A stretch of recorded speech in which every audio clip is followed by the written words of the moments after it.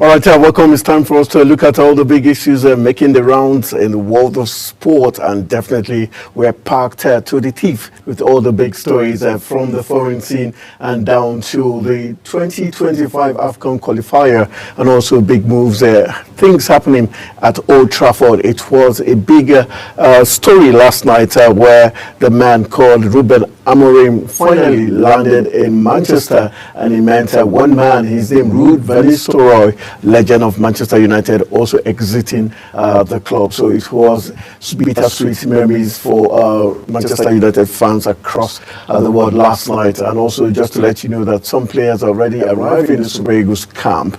Right, my name is Anthony Momoy, King of Sport. I've got all the big stories. Let's begin from where it matters most, the AFCON 2025 qualifier. That's where we're beginning from, where 8 players have arrived at the Super Eagles camp in Abidjan, Cote d'Ivoire, ahead of the team's 2025 African Cup of Nations qualifier against the Cheetahs of Benin Republic and the Amavubi of Rwanda. The players are Moses Simon, Samuel Chukwueze, Frank Onyeka, Fisayo Dele Bashiru. Also in camp are Amas Obasoge, who kept a clean sheet last season in the Nigerian Professional Football League, now playing in Ethiopia. Gabriel Osho, Raphael Oyedika, and Bruno Onyemachi also in camp. The remaining invited players are expected to hit the camp today. Meanwhile, the Super Eagles are expected to hold their first training session ahead of the clash with the Cheetahs of Benin Republic on Tuesday. The three-time African champions in 1980, 1994, and 2013 will face Ghana Royals men at the Felix Bionic Stadium, Abidjan, on Thursday. A draw will be enough for the team to book a place at the AFCON 2025 finals, which will be hosted by the Atlas Lions of Morocco. That will also make their last qualifying against the Amavubi of Rwanda a mere formality. That's talking about your darling Super Eagles players already in camp and more to arrive today. We're hoping the Super Eagles will do the needful and get all maximum 3 points. Just like the Super Eagles are arriving, one man who will be joining me in the studio in the next few minutes is Dixon Mazino, who will be joining us to give us some deep analysis of some of the big stories making the rounds. Let's give you more stories. Let's talk about the MPFL, and we're talking about Shooting Stars in the news this morning. Let's let you know that Shooting Stars technical advisor Benga Ogumbote believes that the victory over Academy Warriors will spur his team on in their next game against Ikorodu City. The Yole Warriors ended the Academy Warriors' unbeaten run with a 3-0 spanking at the Lekon Salami Stadium on Sunday. Shooting Stars will lock horns with Ikorodu City at the Mobolaji Johnson Arena on Ikon Waterfront, Lagos on Sunday. Both teams will be meeting for the first time in the Nigerian Premier Football League.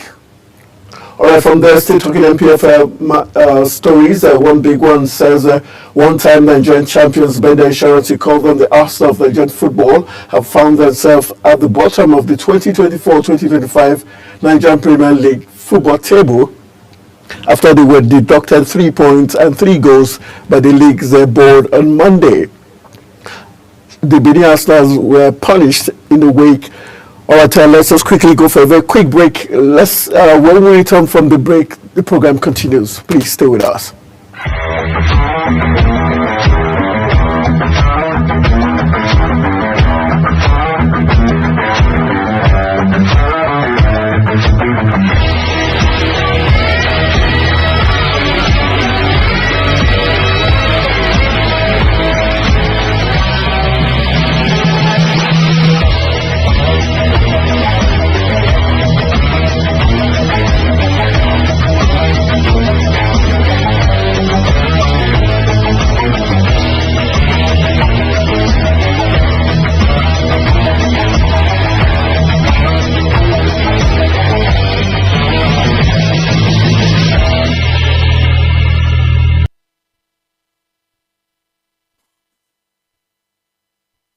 Shot it, squares it into the It's time for sports' biggest moments on global television. The headlines, scores, breaking news, and commentaries on sporty events. Talking with the biggest players, strikers, and about the slam dunks and goals, stunning saves, near misses, and upsets. Let's talk about the greatest home runs, comebacks, knockdowns, and victories. Talk Sports with the King of Sports, Anthony Momodu. Weekdays, 10 a.m. Don't miss out. Beautiful work from the wingers.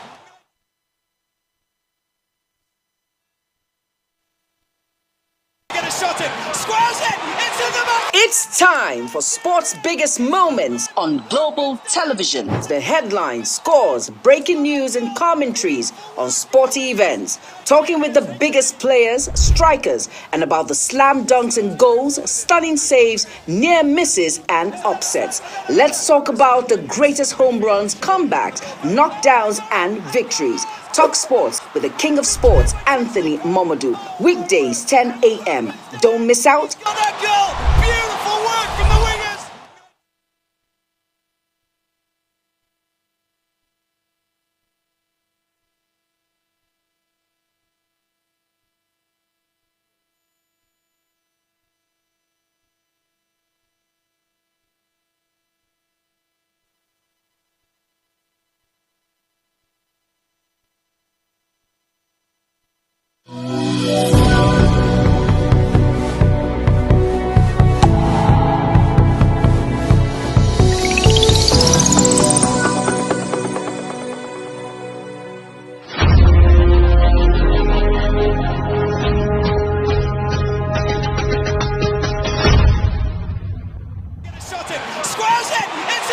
It's time for sports' biggest moments on global television. The headlines, scores, breaking news, and commentaries on sporty events. Talking with the biggest players, strikers, and about the slam dunks and goals, stunning saves, near misses,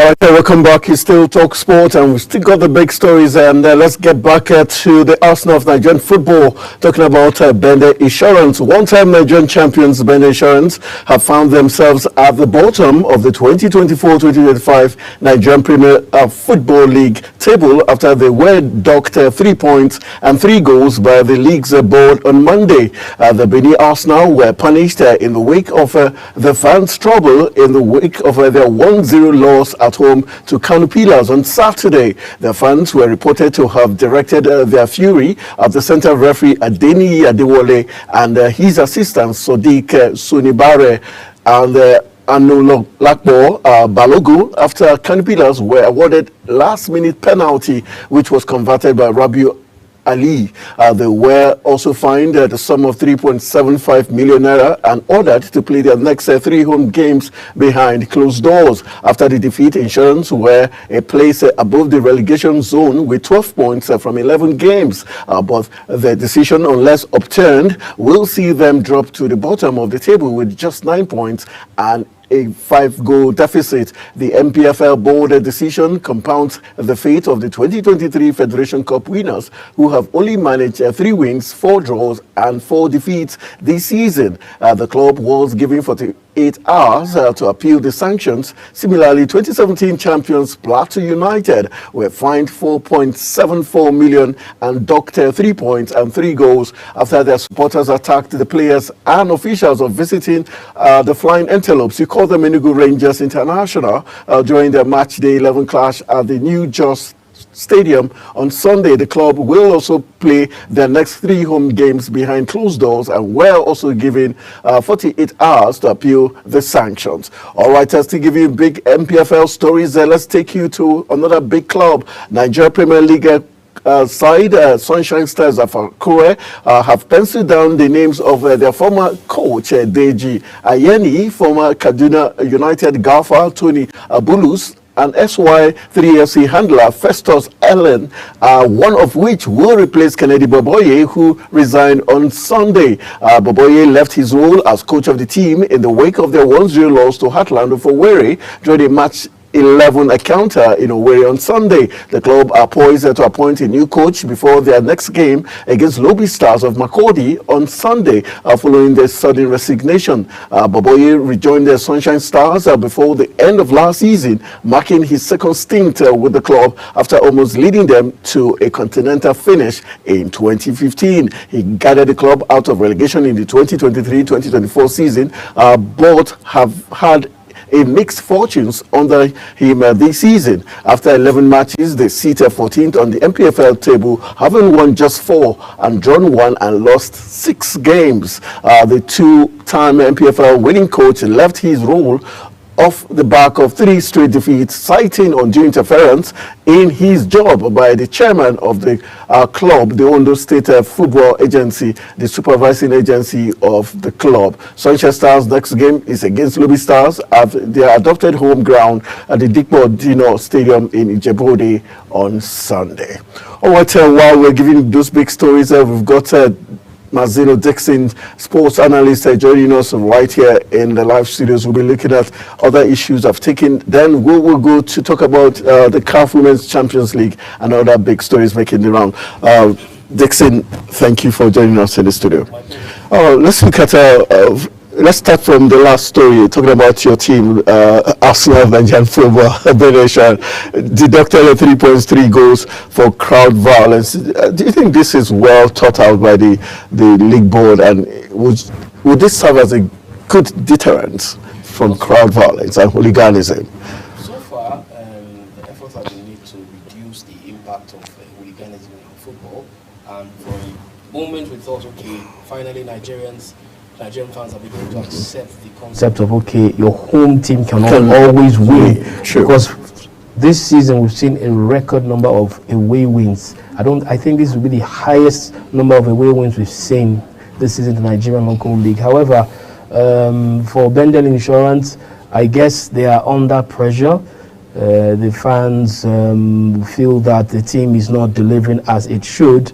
And I saw the penalty. It was a penalty that was given to Kano Pillars. So it was well deserved. It was well deserved. I saw the playback. So there was no basis for their reaction like that. We need to get rid of that emotional reaction, because our teams can't win. We watch the English Premier League. We watch La Liga, we watch Bundesliga, and we've seen, even with VAR, there's still controversial decisions. You don't see the fans reacting in that violent way, and we always want the best. So sad as it is for my home team, the punishment meted out was actually justified. They need to go back and really roll up their sleeves. I think Coach Osagi also needs to change his tactics. I think he's been found out. When Insurance returned to the Nigerian League about 2 years ago, he came up with this very defensive approach where Insurance will win a game at home, get an away win, or draw. And so, exactly, and back in the box. Precisely, and so teams are beginning to, if they found a way through that. So he needs to rejig that team. A lot of players left. Some left to other club sides in Nigeria, others went abroad, and they've not been replaced. So I think that's what's basically affecting Insurance right now. They need to quickly plug in those loose ends. If it continues like this, they will end up going back to the lower ranks, which would be very sad. All right, let's look at Plateau United against the Flying Antelopes, Enugu Rangers. Similar thing occurred in Jos, where the Rangers players and the team bus was attacked and destroyed. 4.7 million for against Plateau United, and also 3.3 goals deducted. We seem to know that about Jos, Mighty Jets of Jos, and they're always violent. Yeah, the thing is that for Plateau United fans, I remember last season when they played host to Aqua United, we saw the highest turnout of fans. Yeah. They lost 2-1 to Aqua United, and there was no problem. I feel that I'm really surprised that we are seeing resurgence of you understand, hooliganism. it's rearing its head again. Nigerian fans need to understand that win at home by win at home by all costs needs to be stopped. It's one of the reasons why the media company that was given the rights to broadcast transmit, live. at a point they had to almost pull out because they had problems setting up their equipment for designated matches, because at the last minute the MPFL would, LMC would The change, LMC, yeah. and of course the home fans will not cooperate. It's the same thing that happened some years ago when another company was live streaming our matches, yeah. and when teams are desperate to avoid relegation, they block. I mean, we need to stop that, for goodness sake. It's unbecoming. We don't need it. Football is a game of entertainment. I mean, yes, you want your team to win, but that's where it ends. Why would you? I saw the pictures of some of the Rangers players bloodied. I mean, come on. But What is that? we've got Plateau United management coming out to say after the match there was no rancor in the pitch. That probably that occurred when the Rangers team bus and players went to town, and probably whatever happened outside their control, and thus they shouldn't be blamed for that. Do they have a case if that's what really played out? That's no excuse. Once a team comes visiting, you are in charge of their security. The home team is in charge of securing the team, ensuring they have accommodation and everything. And once they are done and they're leaving, you escort them till they leave the city. Well, that's a very lame excuse. If they were really serious about it, I would have expected Plateau United management to get the police involved. Who are the hoodlums? Because if you are saying that, then it's dangerous. If it means a football team can play away, then outside the stadium they attacked. That's a security breach that needs to be addressed. So they have no, I mean, like I said, it's a lame excuse, and they were rightly fined and disciplined. Yes. All right, let's move on to other talking stories. We've got female football on our agenda this morning, as Edo Queens coach Moses Aduku has said the Nigerian champions will not underrate fellow CAF Women's Champion League debutants in the person of Massa FC from Egypt during their second Group B game at the Stade de l'Abbé Azaouli on Wednesday. The NWFL and Wafu B champions began their campaign with a commanding 3-0 win over CBE FC of Ethiopia on Sunday, just as Egyptians upset defending champions Mamelodi Sundowns, and brilliantly taking goals by MMSN Folashade, Egypt Melusi and Goodness Osigwe were enough to secure a CAF women's victory in the Wafu B champions against Ethiopian side. Aduku, who has set his sights on the title, is fast looking ahead of their next challenge, and believes Massa FC's win against the South Africans means his team might not have an easy game against the Egyptians on Wednesday. Reflecting on their commanding performance in the first game, the tactician said he was not buoyed by the result but focused on their tournament objective. Meanwhile, Edo Queens are third Nigerian team to feature in the tournament after Rivers Angels did that in 2021 and Bayelsa Queens in 2022, with the country's highest finish being a third place record by the latter. While Coach Aduku has stated their mission of becoming the first Nigerian team to win the title, Edo Queens are already guaranteed of a handsome $150,000 participating fee, and will scoop more money as they progress in the competition. That will see the winners smile home with $600,000, runners-up $400,000, and third place $35,000, aside from other monetary incentives.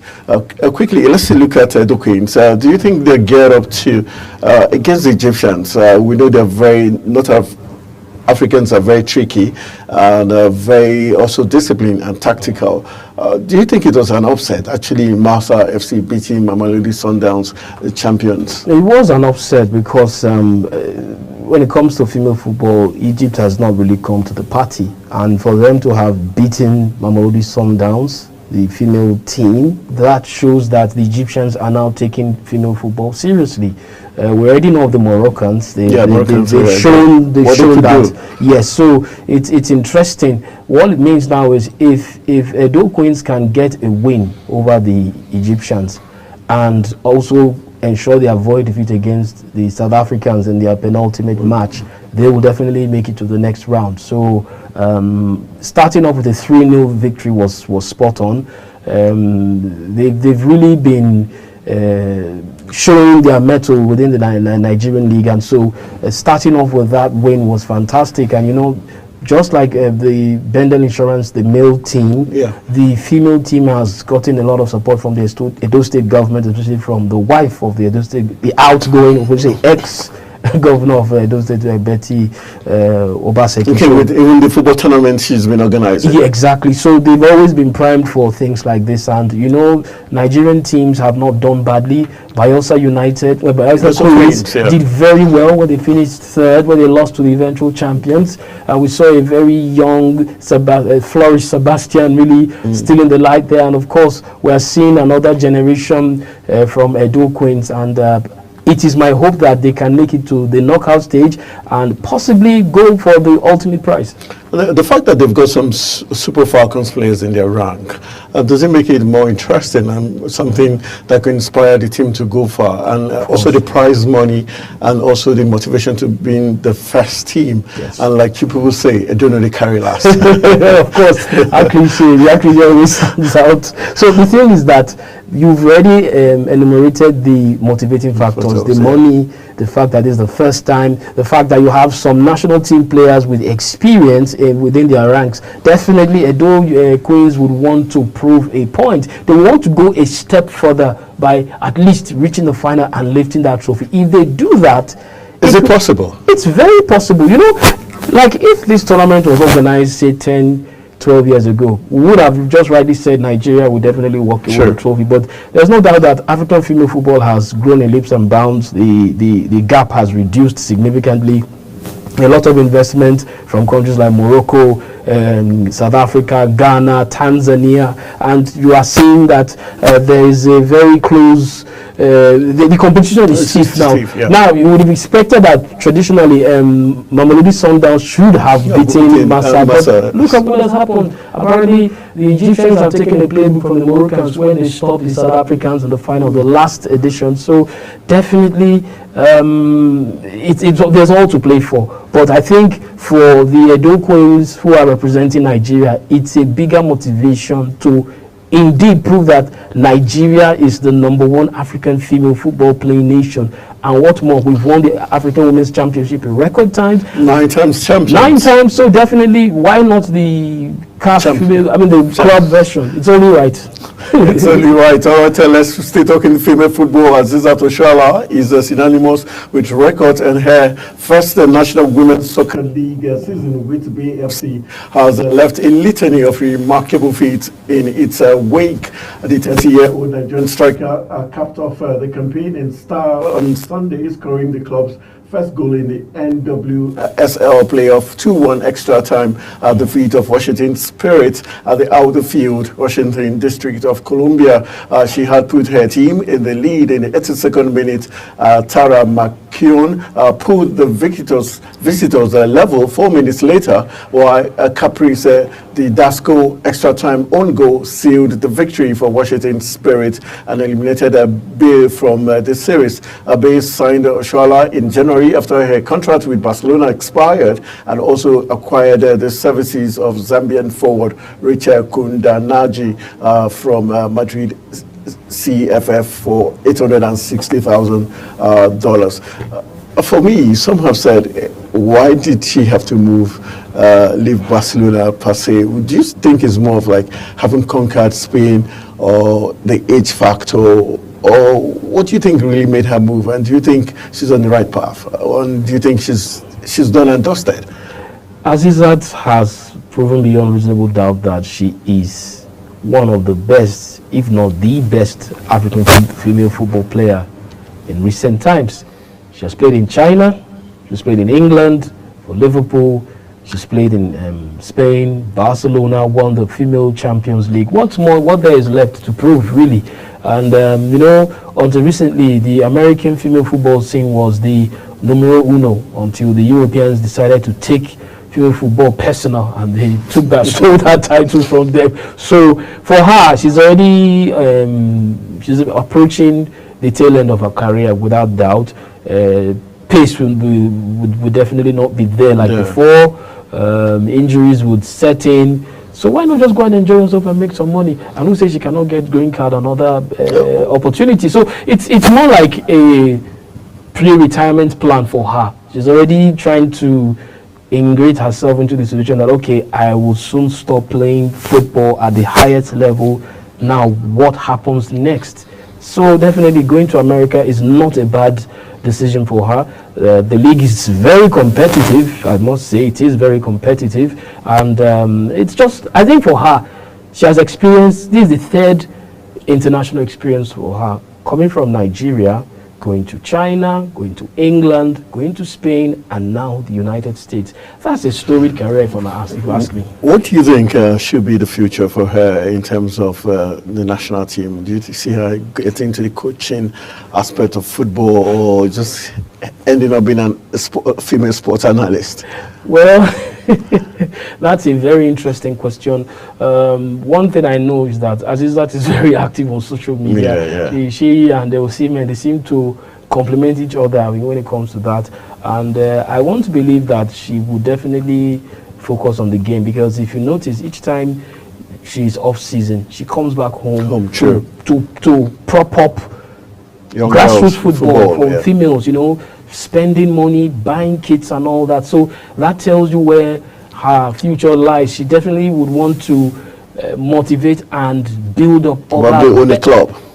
Perhaps own a club, or maybe even go into the national team set or administration, whatever the case may be. I think Azizat has got it spot on. I will always salute her courage, her dedication, her liveliness. She's a very lively person, very easygoing, but very patriotic, and she has served us well. She has won the CAF Female Football Award how many times? She has won the AWC. She has made an impact in the World Cup. She has played at the Olympics. I mean, Anthony, she has delivered. Let's give it to her.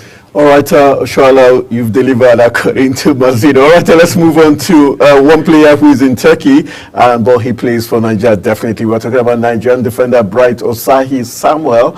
Says he will continue to give everything for Fenerbahce after marking his 100th appearance for the 19-time Turkish Super League champions against Sivasspor on Sunday. Meanwhile, Osayi Samuel joined Fenerbahce from QPR in 2021 and has become a mainstay in the team. Now tutored by Portuguese coach Jose Mourinho, the special one, since returning from a foot injury which interrupted his season in October. The 26-year-old has held down his place in the starting lineup and was on for the duration of their 4-0 win on Sunday, which also marked a century of appearances for him. Earlier this year, Osayi Samuel further won the heart of the Sari Kanayala fans when he defended his teammates against irate pitch invaders during a tension-soaked 3-2 win against Trabzonspor.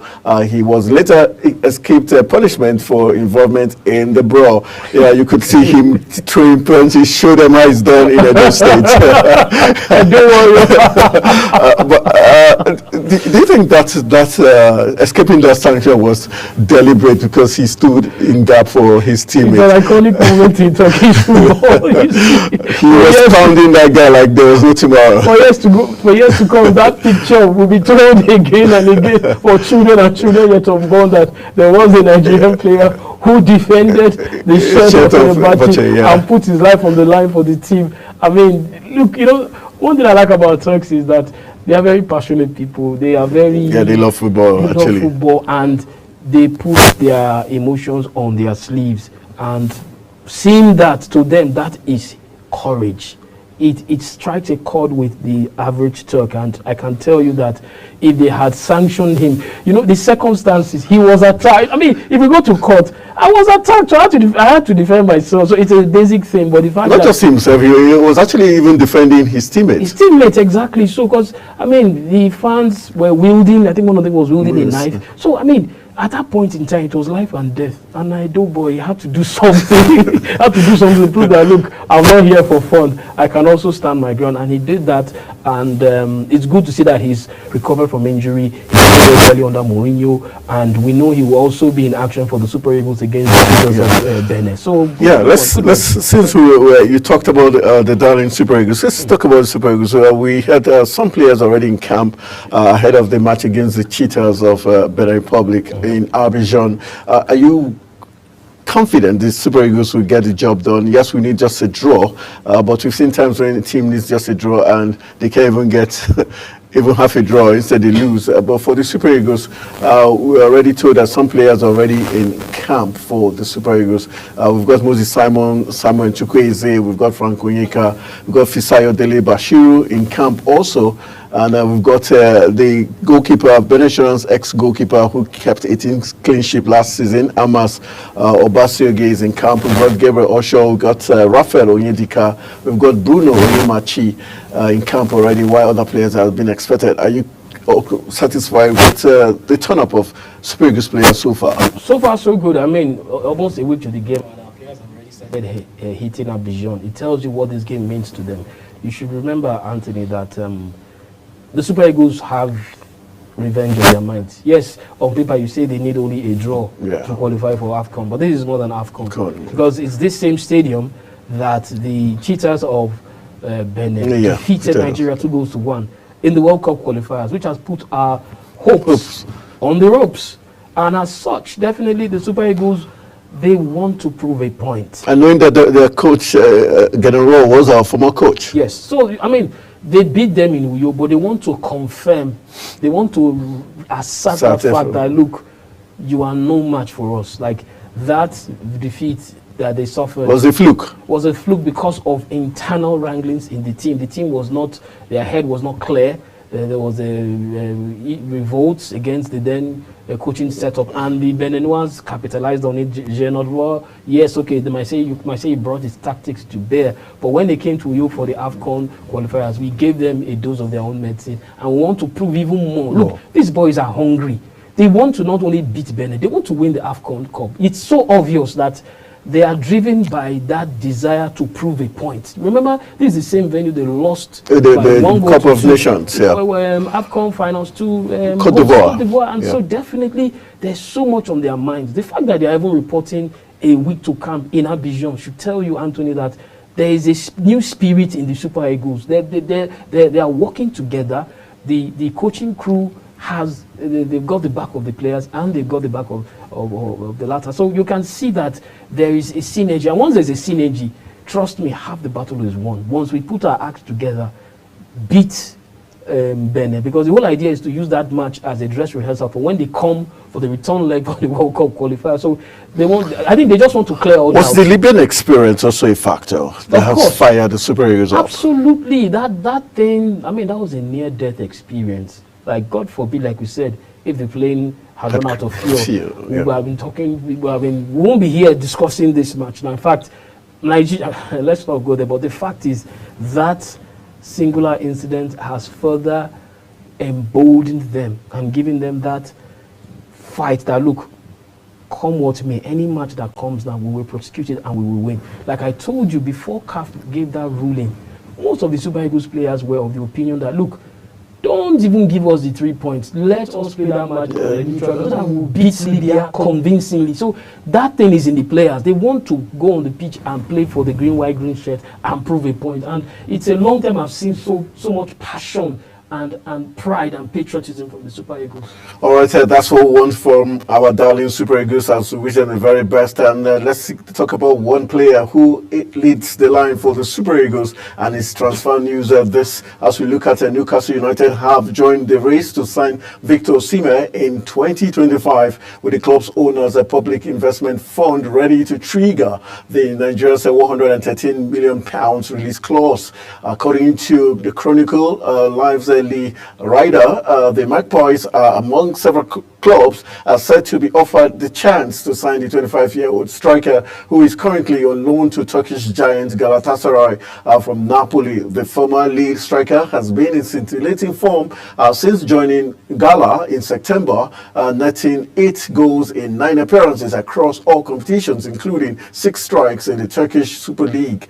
His latest contribution came in Sunday's 3-2 victory over Samsunspor, where he scored twice to maintain Galatasaray's unbeaten run and extend their lead at the Turkish Super League summit to 6 points. Roma manager Jose Mourinho, who previously endorsed Osimhen's quality, believes the Nigerian is worth a significant investment. The Portuguese tactician admiration for the former league player has reportedly spurred his club, talking about Fenerbahce, to consider a bid that would exceed Galatasaray's proposed €50 million permanent fee. However, Napoli sporting director Giovanni Manna has set a minimum price for any potential suitor. Newcastle's interest comes after an inactive summer transfer window, with manager Eddie Howe keen to strengthen his attacking options. The prospect of pairing Osimhen with current striker Alexander Isak has excited fans, though profit and sustainability regulations at St. James's Park could complicate any potential deal. Meanwhile, Chelsea and several Saudi Pro League clubs maintain interest in the striker following failed moves last summer, setting up what could be an intense battle for his signature in 2025. Don't forget, Fenerbahce Vice President Akuna Ilikali appears less interested about pursuing Osimhen. Let's look at Osimhen before we go to Old Trafford. Osimhen, for you, I think the prospect of seeing Osimhen in white and black with Isak does not tickle your fancy. Definitely, that would be a dream pairing, because Isak is one very, very, very, very good striker. Underrated, right? Underrated, very quick, very good with his feet, can operate from either side of the wings and from the center. And of course, Osimhen, what are you talking about? I mean, he's good in the air, he has pace, he can play from left to right, and he can assist and he can score. Now, that will be a dream made in heaven. But the thing now is that for many fans, even fans outside Nigeria, they feel that Osimhen should wait, that he should see out his loan. Run his contract with Galatasaray At the end of the season. And he has already said that he's not moving in January. He's not. He has made it clear. I guess the teams are just testing the waters. Yes. The resolve of the club to sell. Yes, But the thing is, Osimhen is very happy in Turkey. You saw what he did on Sunday when he scored for Galatasaray. He raised the jersey for Icardi. And there's just this camaraderie between Osimhen and the fans. He's a passionate person. The Turks and the fans love him for that. They love him, and he's like a football god. You understand? If he leaves, it will pain them, but they will understand, because he has given them so much joy within a short period. In such a short period. I mean, Galatasaray is bouncing again. So for me, playing for Newcastle is not bad, but the question is, where will they finish at the end of this season? You don't want You understand? You don't want a situation where he goes to Newcastle and maybe they finish outside the top 4 or 8. Don't go to the Champions League. So it's now like you're back again trying to carry the team all by yourself. And because of the spending rules, I won't be surprised if they now offload Isak, so that our dream pairing may not come to pass, because originally the Saudis wanted to make Newcastle the powerhouse of English football.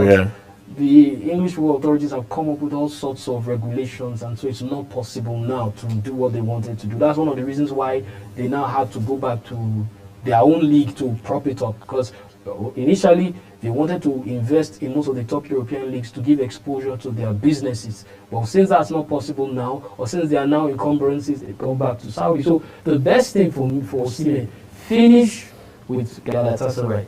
If you can win a couple of 2 titles for them, all good and fair. By the time the teams now come to meet him, become for negotiations, right? You know, you'll be in a better bargaining. And I mean, he's True. a good negotiator. You know, True. this is Galatasaray deal. He actually negotiated it himself. So he has his head in the right direction, and credit to him. And of course, Do you think Napoli is regretting loaning him because he's been on fire? they tried, you know, Napoli.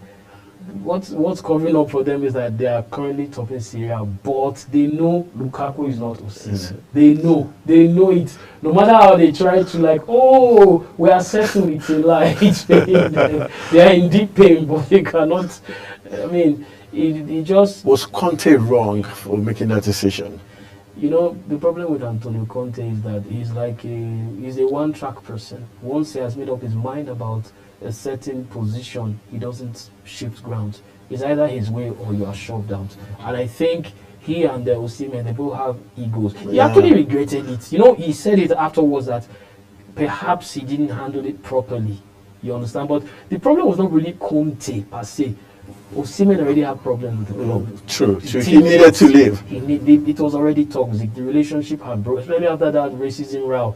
Trust me. And the one that was put on social media. Yeah. And the fact that at every point in time, when he should have been celebrated, they will have a way of dissing him and, you know, propping up the Georgian and that thing. Yeah. Each time they kept doing this thing. Sometimes you might say, okay, it might be racing, it may be mischief, But don't you think the Georgian player was also instrumental to Osimhen's outstanding year in Napoli, because he was truly a key man? There's no doubt about it. Look, one thing about Osimhen I like about him, he's a team player. He's not selfish. He wants to score, all right, but he also appreciates when others help him, and he reciprocates. Yes, yeah. If you notice, Osimhen is He had lots of assists too. If he sees, for instance, a player, he would motivate, go, you understand? So, I mean, in fairness to the two players, they were working well together, but along the line, I guess some behind-the-scene moves were made to just create that. It's not as if they have bad blood, but they just wrecked that harmony. They did, and I don't know why. It's sad. Like, I mean, this is a Napoli that has been in the backwaters, doldrums for over 30 years. Then now you have an Osimhen and the Georgian maestro lifting you up from the throes of mediocrity after the days of Diego Armando Maradona, and you now repay him with that kind of attitude. And you see, that's why a lot of Nigerians are like, look, you know, go better for Napoli. Look, so they have it coming, that kind of thing. That even if they start well, they must run out of gas. Somewhere. It looks like they went out of gas. All right, let's take you to Old Trafford, where the big story was the fact that Ruben Amorim has boarded his flight to Manchester to begin work as Manchester United new head coach. The former Sporting Lisbon boss was joined by 5 assistants, Carlos Fernandez, Adielo Cadido, and Paulo Barrera, not forgetting Emmanuel Ferro and Georgia Vital on the 11 a.m. flight from Baja on Monday morning. The Portuguese touchdown Manchester by 2 p.m. Amorim enjoyed a fairy tale farewell at Sporting on Sunday evening, less than 12 hours before jetting off to his new role as the boss of the Red Devils. As the Portuguese club fought back 2 goals down to triumph 4-2 over Braga. Now the 39-year-old head coach turns his attention to Manchester United and immediate issues holding crunch talks.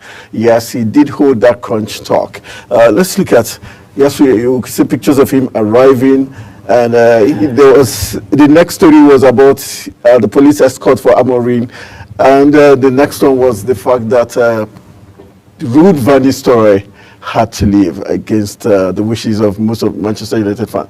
For you, how do you see the coming of Ruben Amorim, and was it certain that Van Nistelrooy had to go, because he is a club legend, he had won the hearts within those 4 games, and you could see the passion on the touchline. It was infectious. The thing is that, you know, Van Nistelrooy was part of the Ten Hag regime. True. And as much as you would say, okay, he has stabilized the team ahead of Amorim's arrival, Amorim will want to have his own backroom staff. It's normal. It's normal.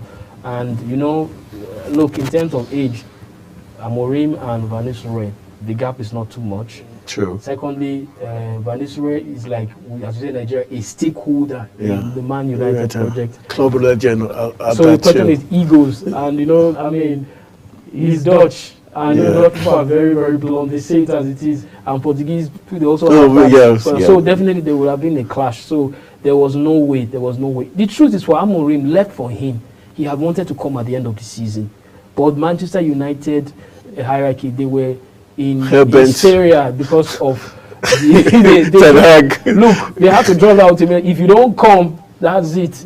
And they had to pay extra. So for Amorim, was like, okay, well, since that's the case, it's a life opportunity. He was in line to succeed Jurgen Klopp last season. Liverpool, it didn't pan out quite right because of monetary issues. Yeah. So he would definitely want to prove a point. And look, for most coaches right now in the world of football, England, the Premier League is the place to be. So for Amorim, it's a dream come. For Van Nistelrooy, I felt the pain of many Man United fans because, in fairness to him, he has got Manchester United playing again. Yeah, we could see that spirit of United actually come back. They played with so much liberty. Yes. So there's no doubt that at this point, I take back what I said some weeks back, that Ten Hag was actually a bigger problem to Manchester United. He lost the dressing room. He alienated players. He was offish, aloof, and hell-bent in doing things his way. And that didn't cut right with the players, from Cristiano Ronaldo to Sancho, all of them. And it's amazing that within less than a month of the exit of Ten Hag, we're seeing Man U has not lost a game.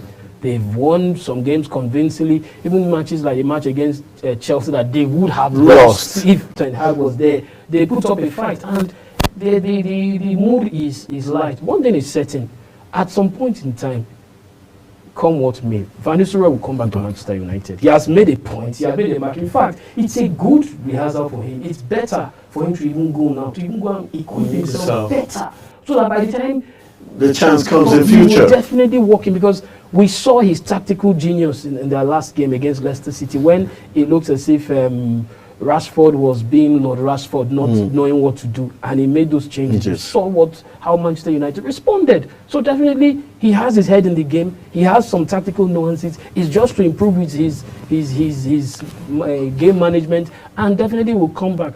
For Amorim, I expect the players to support him. I expect the fans to be patient with him, because he will come with his own philosophy, his own possession-based philosophy. And I know it's not going to be too far from what Van Nistelrooy has already imbued in the team. So it's a win-win for them. I'm a Liverpool fan. I'm not happy, but I have to say it looks like Man U, they found their mojo back. Okay, just to wrap up the talk on Manchester United, Amorim, how big is the pressure on him? Even though, yes, he did something very cool that United fans love, the fact that he smacked the blue side of Manchester by 4-1 in the Champions League, does that give him the confidence, and also the players the confidence that they've got a boss, they can have one over Pep? Now, the thing is that, can the Manchester United players replicate what he did with Sporting Lisbon players? Yes, because definitely you saw that Man U fans were the ones cheering more when, as the goals were flying in from Sporting Lisbon. Like, it was even Man U playing for, as far as they were concerned. But that tells you already they've accepted him. And that, no doubt, has already made him a legend, whether come what may. And the hope of Manchester United fans is when they go to Etihad for the return match, they've already lost. True. So definitely they know that one thing I know about Mourinho, he's a very serious-minded person. He reads the game. I mean, it's not easy to have retained the Portuguese League. True. To have Porto, FC Porto, that are just looming all over the place, and he left them unbeaten and signed off with a win. And Van Nistelrooy handed over Manchester United, left with a win. So definitely the spirit is cool. The spirit is high in Manchester United now. I must say, very high. The fans are, the banter groups I belong to, they are now talking, because they've all been in sabbatical all this time, hibernating for months, but now they are all over the place talking, and it's a good one, because whether I like it or not, Manchester United is one of the traditional teams from England and in Europe. So it's good to see them out there challenging. It makes the league more competitive. It makes football more enjoyable, and it gives everybody enthusiasm to know that, okay, this season we might end up going down to the wire. All right, well said. Time not our friend. We've got barely 4 minutes. But quickly, just to let you know that Frank Lampard is close to returning to the dugout as manager of a championship team. According to report, Lampard has been out of work since the interim stint with Chelsea at the end of the 2022-2023 season. Quickly, that's a long time to be out. Does that tell us how good or bad he is? And championship team, not Premier League. Look, you know England, the way it works, somehow there's always a vacancy, and there's always the next available job for an English coach. So for Frank Lampard, I hope he has finally been able to kill the demons inside of him. I mean, like when he took over Chelsea, oh my God, you could see he was still trying to get his bearings right. He wasn't quite up to it. It's like the same reason why a lot of Liverpool fans say Steven Gerrard, as much as we love him, it is not yet time at all. Right. At all. Thou shalt not go there. So for Lampard to going to the championship, it's good. He wouldn't be under pressure. He now has the time to build the team in his image, knock his head down, get his tactics spot on. Either get the team finished at the top half of the 24-man team table, or get into the playoff, or possibly even make a dash for the Premier League. If he does that, then at least he has come to the party. All right, that's how our own party has come to an end. Unfortunately, time not our friend. We had stories concerning the tennis bad boy in terms of Daniil Medvedev, but we'll be talking about that tomorrow. I want to say a big thank you to Mazzino Dixon. Always a pleasure having him in the studios. Talking sport is his forte. My name is Anthony Momo, the King of Sports, saying thank you for being part of Talk Sport. Let's do this again tomorrow.